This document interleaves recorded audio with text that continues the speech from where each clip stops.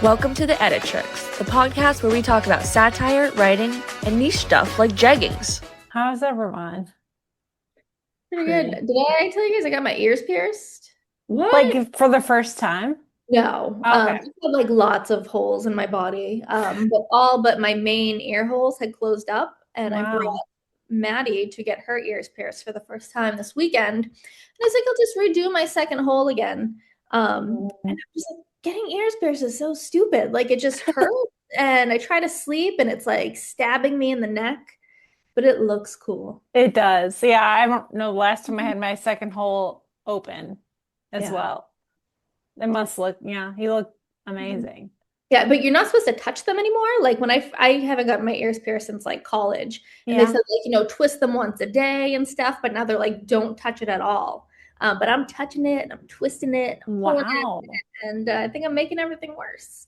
But I can't stop. Yeah, because you're supposed to twist every like day or something. Yeah, they don't want you to do that anymore. Oh my God. Mm-hmm. Woke. It's their fault. Emily left. I hope that it's going okay. Your skin looks really good though. I wonder, are you like a lot and just like keeping hydrated maybe?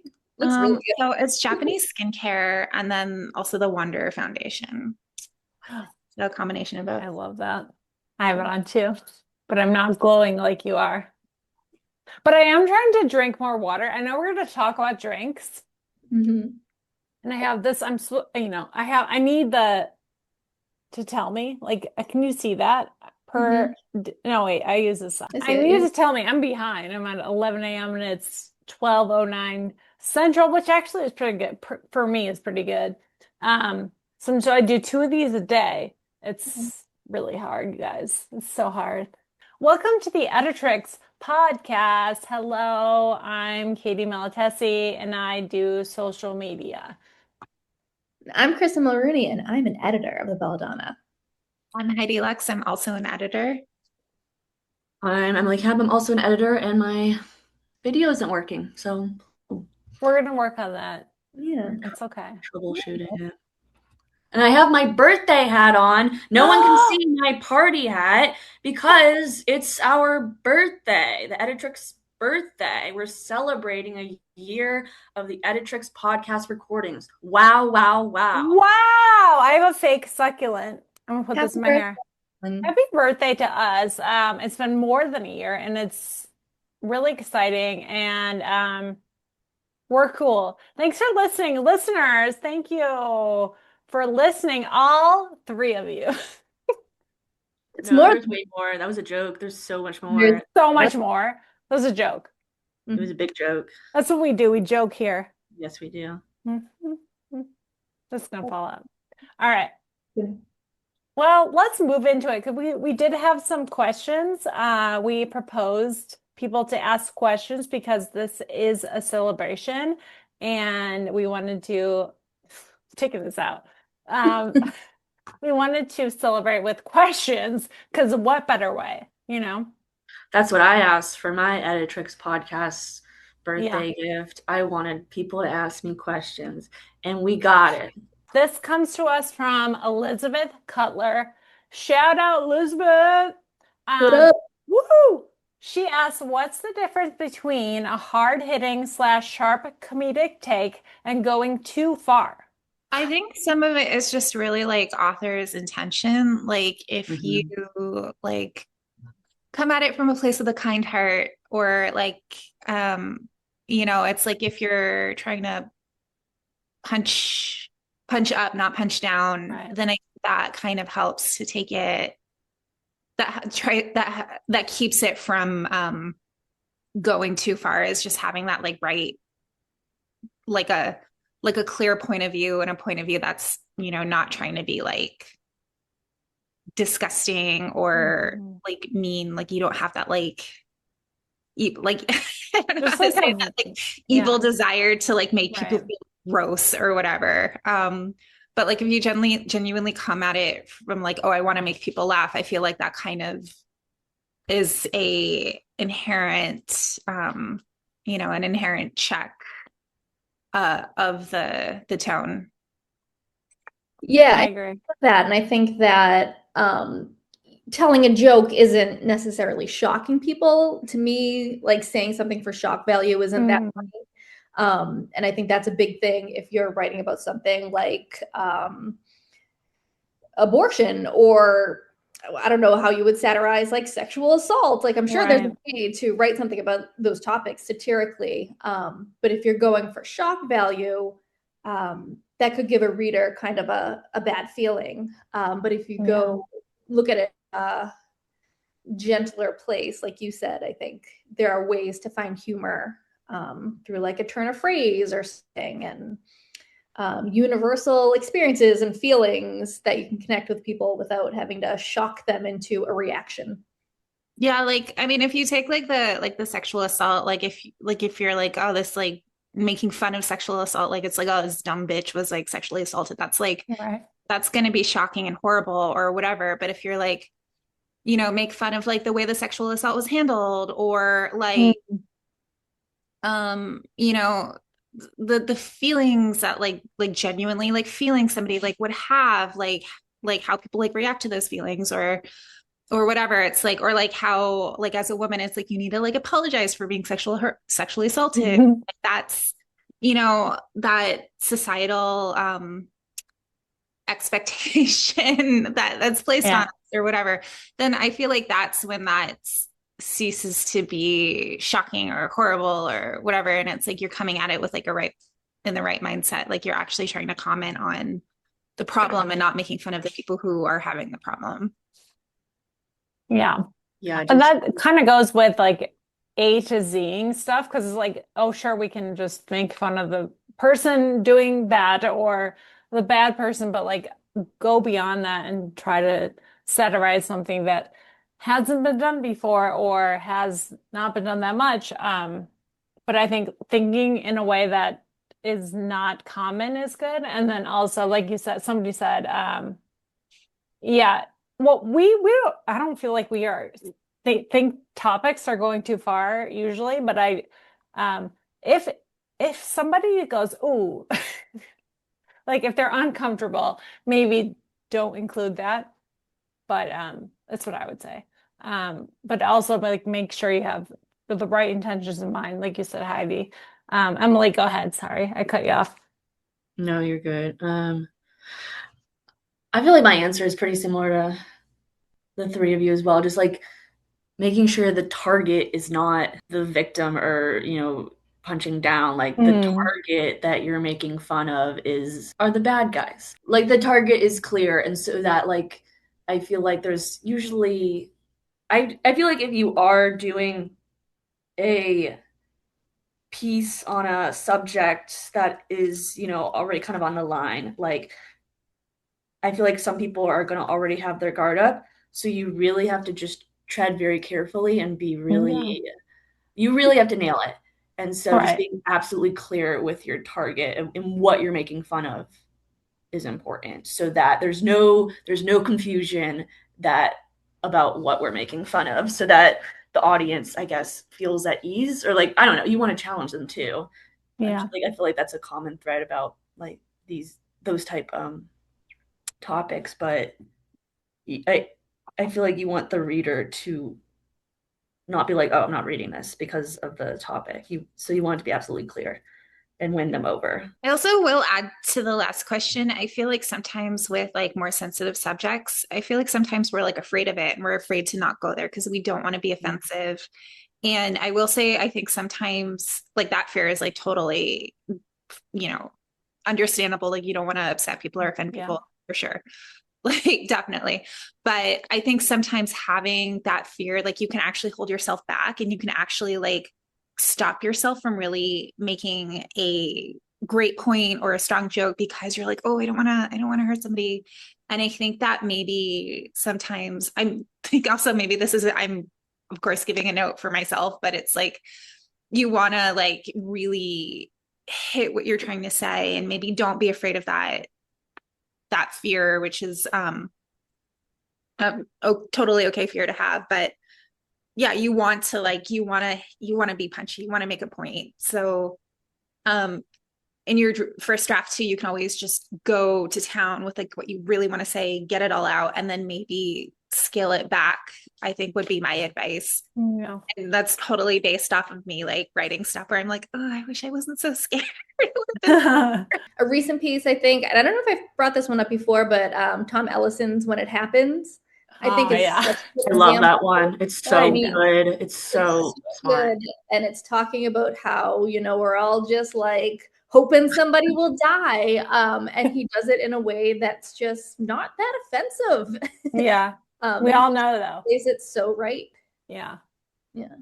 He's a good one. Yeah. So the next question is, what makes a humor piece instantly stand out? And this is from Robin Sands. It's title for me, but I'll let you all talk about this because you decide. There's like so many different ways just to know if it's a banger or not. Go ahead, Kristen, though. I'm still keying up some thoughts. I say that is a good answer because I feel like when I'm in the inbox reading submissions, you can kind of tell who gets this style of writing just based on the title a lot of times. Like you can read a title and just be like, oh, this isn't going to be satire. Right. So in a way, that is something that makes it stand out for sure. It's not always a title because something can be very funny with just a plain title, but for me, it's a lot of times title. But Heidi, go ahead. Yeah, I think a lot of times, like in our inbox, like we'll get something and we'll just immediately know, like, oh, this is a personal essay, or like, oh, this is a thing. It's just by the way it's titled. And I think that's partly because,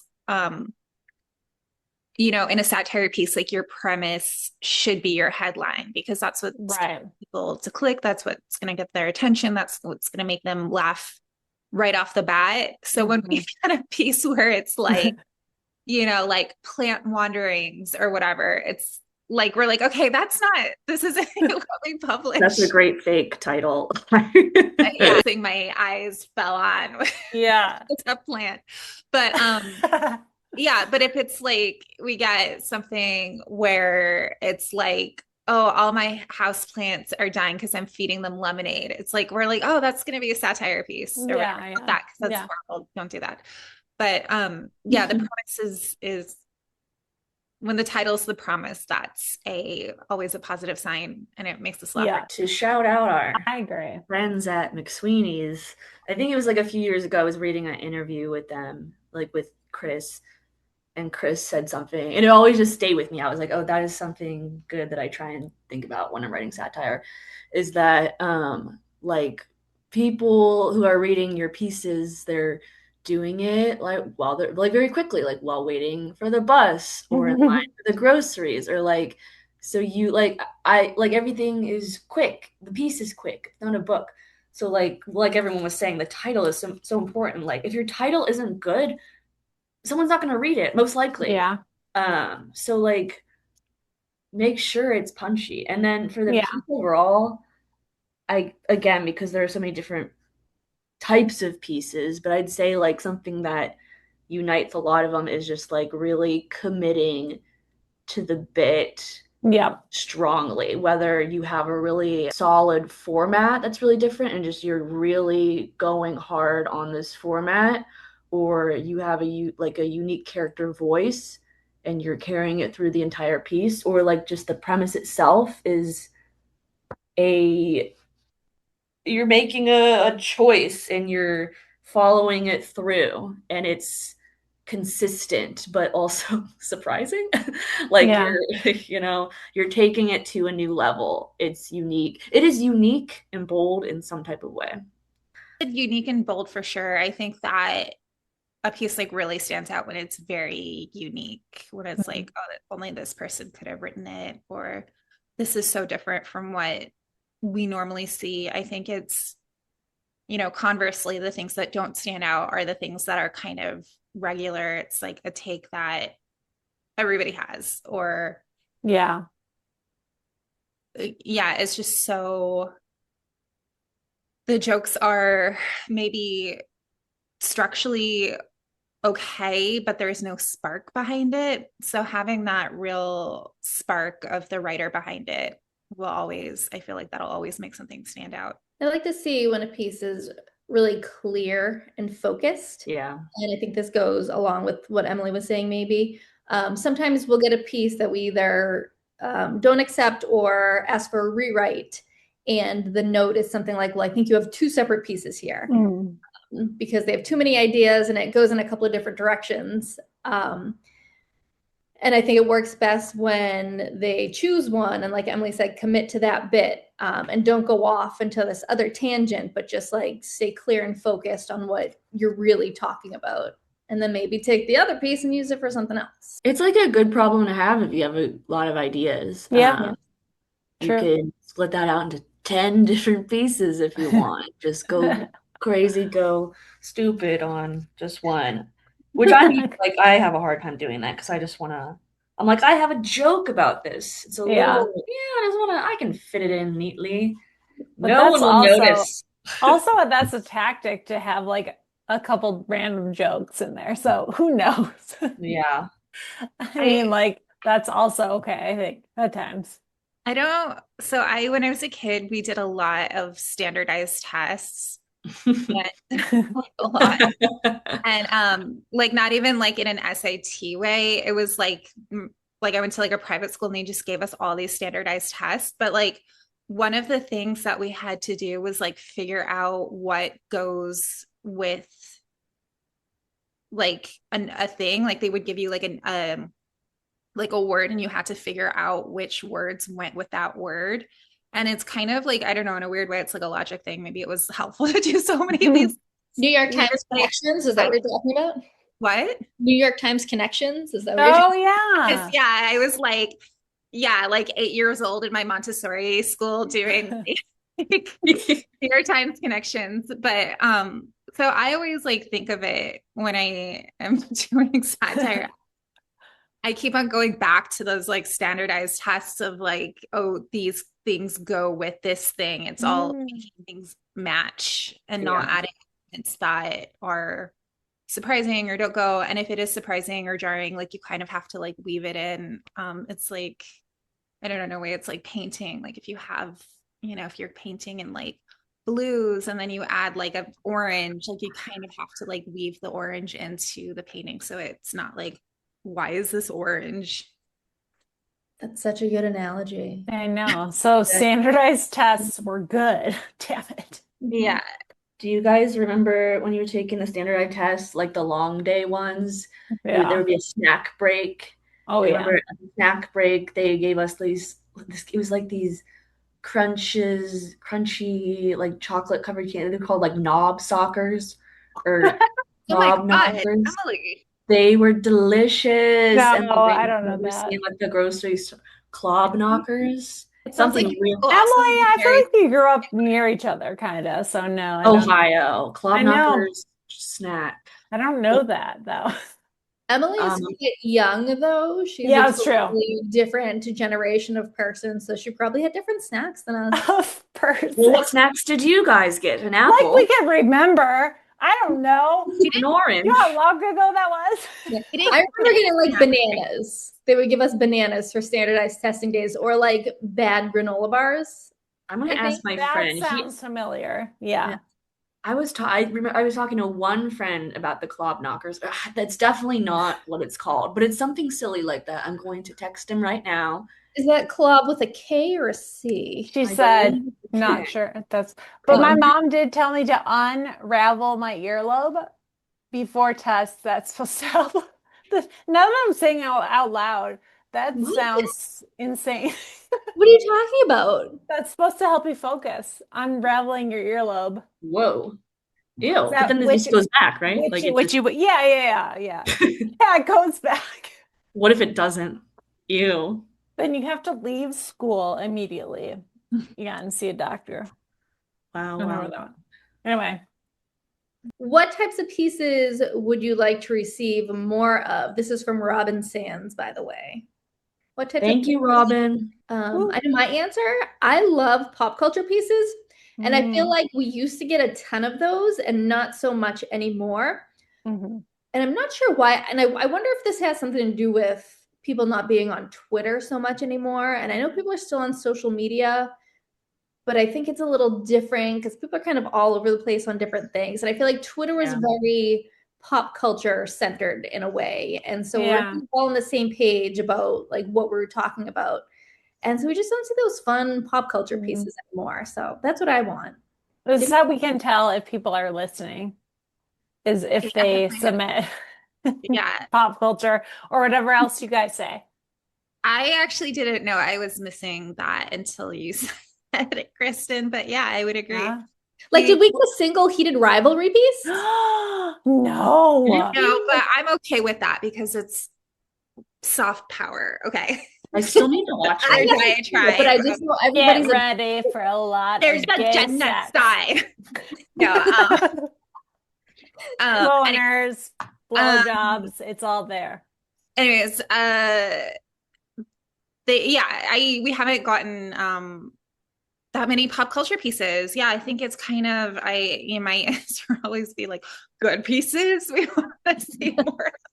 But I feel like things have gotten kind of serious right now, and I would for people to be like funny and have fun. Yeah, like make fun of Timothy Chalamet. Nobody. We did the ballet thing. Or Chapel Roan or whatever. Yeah. Like just nothing about Chapel Run hating kids. Like it's nothing. on. That's rife with humor, I think. Us weekly people. Yeah. Be petty, you guys. Yes. Yeah. Petty stuff. I'm not even kidding. I would love to see a pettier inbox. Me too. I'd love to see some petty stuff come through. Okay, you heard it here first. You heard it here first. More petty shit. Yeah. What else? Anything else you want to say? Or just the petty shit? Well, I also. Oh, sorry. Go ahead. No, I was literally just saying. Well, I also feel like because we're like the girl satire website. Or it's like we're run by like women. I think we have a different perspective on stuff. Like you can make fun of like how your shoes hurt you. Like this is spirit. Bring it to us. Like this is for you. So like fully take advantage of the fact that we have a different frame of reference than Chris Monks and James Fulton. No shade to them. I love them both. I love them.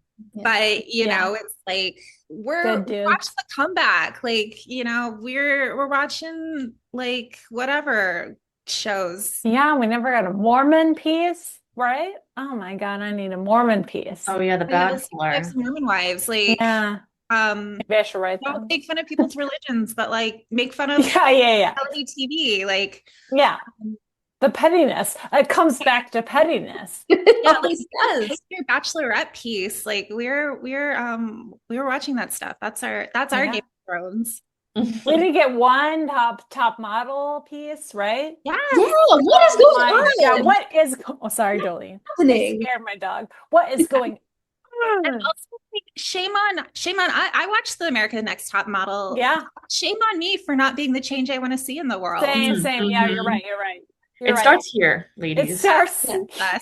You know what? I will say to anybody, all the people, all the dozens and hundreds of people who are listening, at least read Emily Kapp stuff, especially the stuff that she publishes on the Belladonna, because Emily does such a good job of capturing like girl things, like the bugles. I mean, I guess this isn't specifically girl, but like the bugles on your fingers. Or like Emily, you did a handwriting one. Did we publish that, right? We did publish that. Yeah, go read all of Emily Kapp stuff and then send us stuff like that. Yeah, the girl experience. But I'm beaming.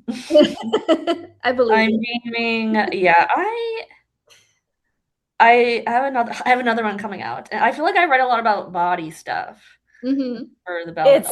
It's out there, baby. Our bodies are out there, and we're talking about it, and people want to see that. Yeah. And I guess like this is a good segue into the next part of the question, which is what types of humor pieces do you feel are overdone? And I feel like we're not getting these petty, heated rivalry, America's Next Top Model, Timothy Chalamet pieces because everybody's just writing about perimenopause. I was about to say. You're going to say that. I'm sorry, perimenopause. We're sick of you. Your experience is valid, but right. Like you listen closely. Listen closely. Listen, if you are thinking about writing a perimenopause piece, don't do it. We receive at least one a week, I'd say. Oh my God. So if you are writing a perimenopause, you can write about it, but it has to be so different at this point. So yeah, it's weird because it's like nobody was talking about it. I didn't even know nobody until like very recently because nobody talked about it. And that's like somebody who like has like a woman's body. I was like, wait, oh, I'm sorry, what's gonna happen? And like no, I just really? thought it's like you go straight into hot flashes at 50. Yeah. And now I'm like, I'm sorry. I'm still like not thinking about it. I'm like, I don't want to think about that. Yeah. But so, like, but I'm sick of hearing about it. Yeah, like like nobody was talking about it, and now I feel like we kind of, like overcorrected, and like everybody's talking about it. So we need to do like a nice like happy medium of like talking about it like the right amount. But yeah, like fine if you do one, and it's fair to want to do one. But yeah, take on it, find what's new, find what nobody else is saying. Right. Try to like say like perimenopause is the blue paint, but like make Timothée Chalamet the orange paint. Yeah. Because Timothée Chalamet doesn't get perimenopause and he never will. So annoying. Somehow tie those that's two together. That's the annoying thing about him. Paint those. He's a really good actor though. Like, yeah, he is. Like male feminists like wanting to be in touch with their like feminine side by like, mimicking perimenopause or whatever. It's really horrible. It could be like Timothée Chalamet like makes fun of perimenopause. It could be that. I don't know. Yeah. It kind of reminds me of that piece we had. We talked about it on the podcast before, but it was like, I think a great example of like a unique take. I think it was like perimenopause or menopause explained by like a motorcycle. Oh yeah. I was comparing like perimenopause to motorcycles so guys could understand perimenopause. Right. And it was so freaking funny. Yeah. It has to be like way out there, but structured. I mean, quickly, it was How to Explain the Symptoms of Perimenopause to a Man Who's Mostly Interested in Motorcycles by Lori Miller Hornick. Okay. Lori Miller Hornick. That's the thing that like is also that makes it so different is it's not just like, oh, perimenopause sucks. It's like the fact that men don't understand what we're going through, and we have to explain it in this really stupid way for them to get it. It's such a specific, unique angle on it. It's like, and it does speak to like a larger like human emotion and frustration because like, like your body like having a hot flash, that's just something like your body does, and it's like it sucks, but then it's like where it's like really juicy with the satires, like you're digging into this human experience that's emotional and like beyond your body, just your hormones like working in a certain way, which you can't control, but like you can control or try to convince people to take women seriously when they're like my body. Yeah, so it's that extra deeper emotional layer to it really elevated the humor. So you can still write about it, but you gotta be silly and you gotta be unique, but also we're sick of it. Yeah. Nat Hervaten.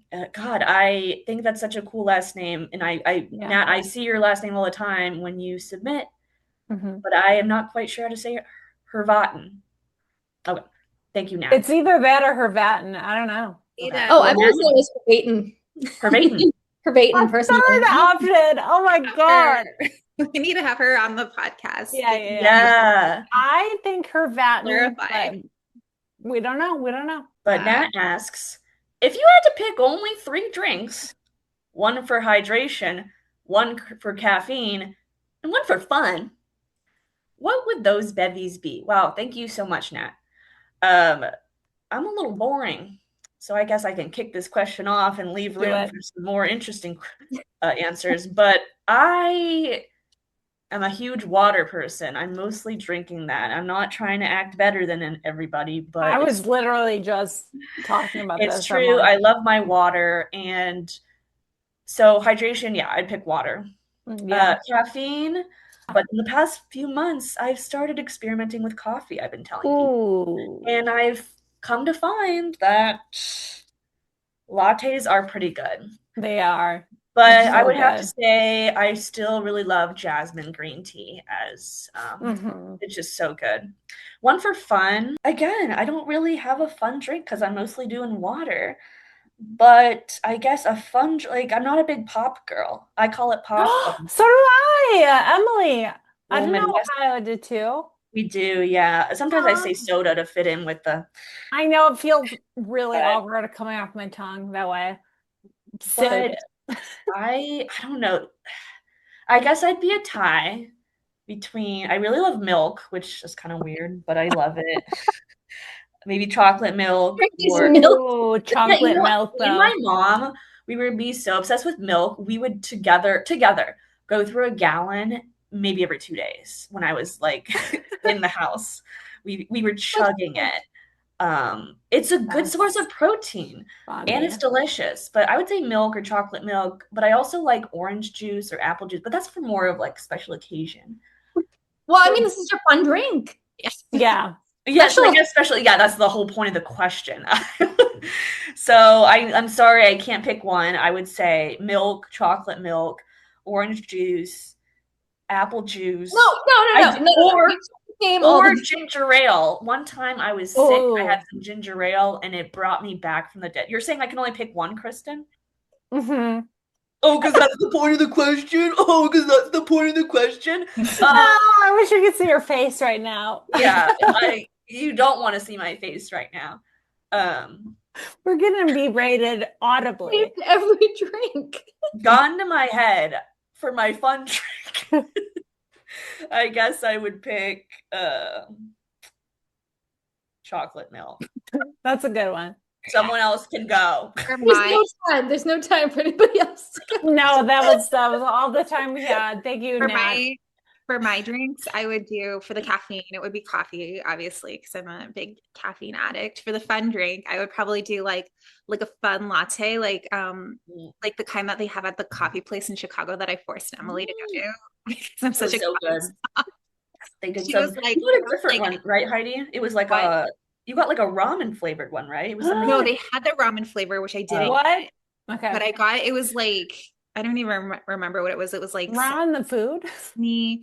It's like a ramen restaurant that also has Oh, coffee. okay. So they had like Okay. a coffee ramen or a ramen coffee, and I was like intriguing, but no. Yeah. And Yeah.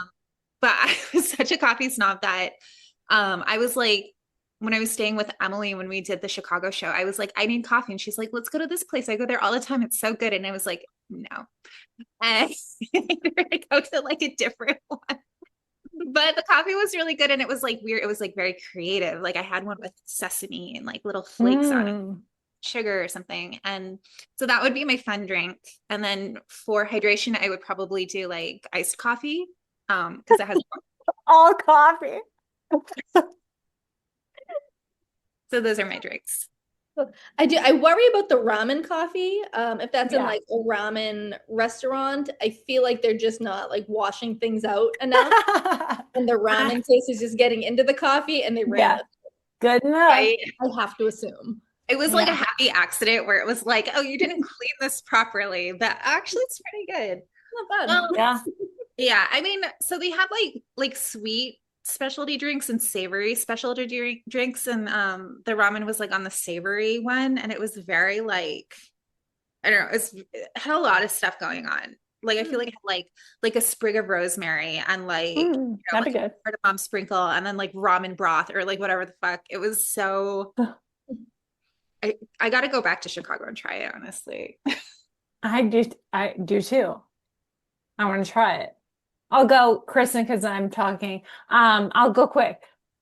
Water, oh, but nothing hits like a blue Powerade for hydration. Ooh, sometimes I have to hit that. But I try. Caffeine, I love a latte as well. Oat milk, but straight up a coffee is fine. I don't care. Emily, I don't get headaches from withdrawal. I've tried. Yeah, I just have one a day though. And for fun, I'm gonna go booze. Okay. I didn't even think about that as an option, honestly. I like a good umbrella, just booze. Any booze is fine. I like a good like I should not stop what I'm saying. I like a good cocktail, like a Negroni or a whiskey, sort of kind of what Boulevardier, I think. Yeah, I would go that for fun. For fun more than one way. Heyo. I'll go next since I'm the only one left. Hydration, I just drink water. I don't like water. I don't think it tastes good. I don't want to drink it, but makes my skin look better, I guess. And Not me. I don't see a no? fucking difference. No. I feel like it makes my organs work and stuff. I'm glad for you though. Thank you. For caffeine, I love coffee. Drinking my 1 cup of coffee in the morning, such an elite experience. And then if I go to work in a coffee shop, I'll have like a cappuccino usually. So I do like coffee. I will say when I got pregnant, I very suddenly could not drink coffee anymore. Nice. I didn't want to, but it just made me so sick. And that was definitely the worst I've ever felt in my life, was the cold turkey caffeine withdrawal. Oh. Yeah, the absolute worst I've ever felt. Wow. But I love coffee, so. We're back, baby. Yeah. We're back together.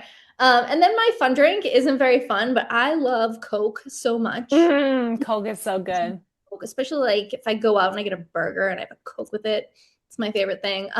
One weird thing that my group chat makes fun of me for is that I don't know why we do this, but my husband Matt and I always share a drink. So like our family will sit down for dinner and the 3 kids get their drink and Matt and I always share one. I don't know why. It's really weird. I was hoping you would reveal this, but I didn't want to out you. I would go insane, but we talked about it. Yeah, off the podcast. Remember, you share a drink at dinner? Yeah. Like what type of drink? Like a water or an alcoholic beverage? Whatever it is. Whatever it is. Drink. And we share it. I don't know why. But so like we'll have a can of Coke and we just share it. Yeah, you were there because we were getting dinner before the show and you weren't there, Emily, and Kristen fields to Katy and I. She shared some Coke with Matt. Yeah. Whoa. It's sweet. I appreciated that we had all gotten that close so you could open it. Yeah. It's not for me, but I think that's cute. We don't need to, but we do.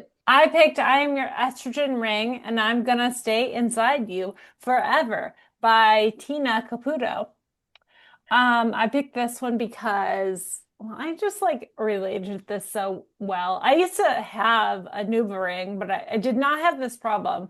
But I had a hard time picking quotes for Instagram.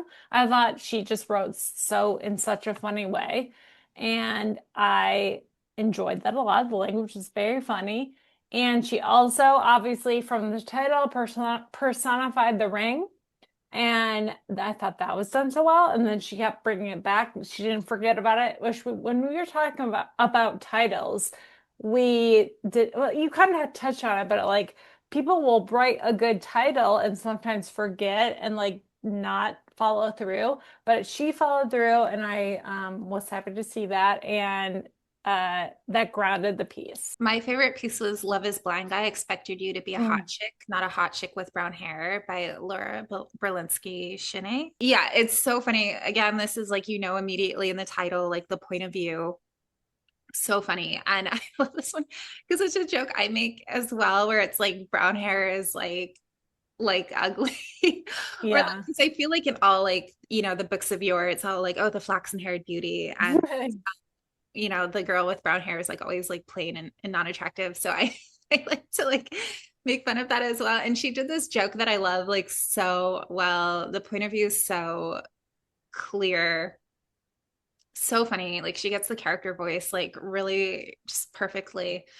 And it's such a simple joke that the idea that somebody would think that brown hair is not attractive, it's like literally, it's like that's the joke. And it's just this one thing and done so well throughout. Like she gets in, she gets out. Like it's the timing of it so perfect. So well done, Laura. My favorite piece of the past month was by Stephanie Hurley. David Attenborough narrates the mating rituals of a human. I really liked this one just because Stephanie just like nailed the format and the voice here.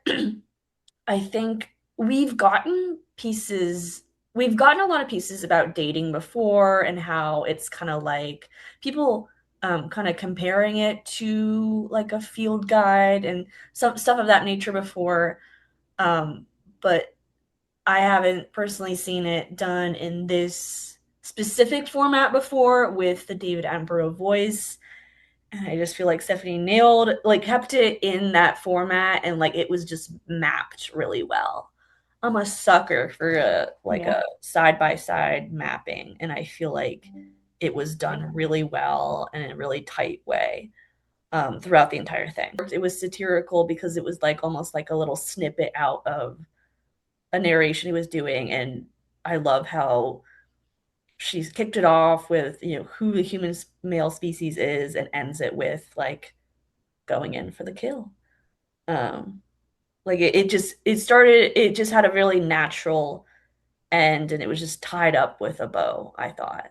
And then for my favorite piece, I chose Welcome to Your Bank's new 17-factor authentication process by Alice Wilson.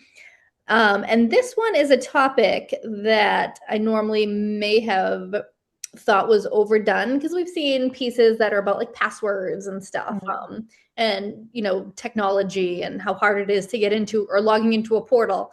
But it was the writing in this one that really sold it for me. She also does a really good job mapping like the instructions for something like this, but also the details are so funny and creative and it's all unhinged and she spirals perfectly and it all feels so logical and crazy at the same time. And it all just kind of fits together perfectly. And she also had this other element where they keep harping on how the most important thing to them is security and safety. And I thought that was a good extra element to add.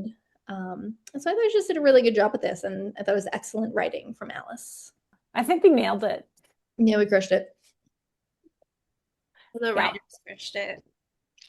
Yes, the writers first and foremost crushed it, and then you picked it, you three, and then we crushed it by having good taste. Yeah, you picked it, and then we, on top of that, picked more for our podcast. All right, so I tried the Diva Cup. I don't know if anybody is familiar. It's if you're not, it's an alternative to tampons, where it's probably more eco-friendly. It is. You have to pull it out, you have to empty it out, and you have to put it back. That's what it is. In theory, it's a wonderful, beautiful thing when you have your menses to use the Diva Cup. I used it once. Could not get it out. Almost had to enlist my husband. I think I did it myself. You think? I don't remember. It was like 10 years ago. Yeah, I've been tampons ever since. I couldn't get it out. And so, okay, I was like, maybe it's a fluke. Let me try again. So I tried the next month. Same freaking thing. It got stuck. I could not get it out. I don't care about fishing around. I don't care. I mean, get it out of me because I'm going to die. And I don't know, eventually I did. And I don't know why. That was the last time I tried. I thought I would try after one bad experience. But after 2 times, I was like, I'm done. So anyway, no more Diva Cup for me. It got stuck. Oh boy. I don't know how I got it out. Harrowing, frightening. It was. Wait, so I was in the bathroom for so long. This all happened 10 years ago? Maybe more. I don't know. I don't know why that's so funny to me. So when she wrote this, the estrogen ring getting stuck, that never got stuck in me yet. That was fine. I could fish that sucker out fine. But the Diva Cup was suctioned the hell in there. it was doing its job, but I couldn't get it out. That's pretty scary. It was scary. Yeah. I don't think Andy helped. I think I did it myself, but anyway. Well, I know somebody who because they have like the little rubber tip, and you're supposed to pull it. And that did not work. Broke. Oh no! No more rubber tip to pull. And then that did not happen to me, but I tried to grab it. Yeah, I think I just like tried to grab it, but is this too gross? This story? No, it's not. It's real. It's a woman's experience. Mm-hmm. That's what we're here for. Thank you so much. It's been tampons ever since. Sorry. I tried to get the organic kind. I don't know. We do what we can. We do what we can. There has to be a better way. Like, why do we have to just keep shoving stuff up there? Every freaking month. Like, what the fuck? And I tried to be a good person and do the Diva Cup. It did not work out. To be environmentally friendly. The shame on me for trying to save the planet. Yeah. Meanwhile, meanwhile, bitches are taking private jets all of like 10 miles. So who cares? Thank you for listening to that. It was harrowing. I got it out, I think. I don't think we should say goodbye on this podcast. I think you should just end it right there. Okay. Like, tell the story and then cut. The Diva Cup ruined my life. Tampax, please sponsor us. Yeah. Fuck the Diva Cup. I'm sorry if anybody uses that and can use it. Good on you. I'm glad for you. It didn't work for me. It worked too hard. Yeah. Thanks, everybody. Sorry you couldn't see my beautiful face. Good night, everybody. Good morning, good afternoon, good evening. Thanks. Happy birthday. Happy birthday to us. Happy birthday, Editrix. Bye.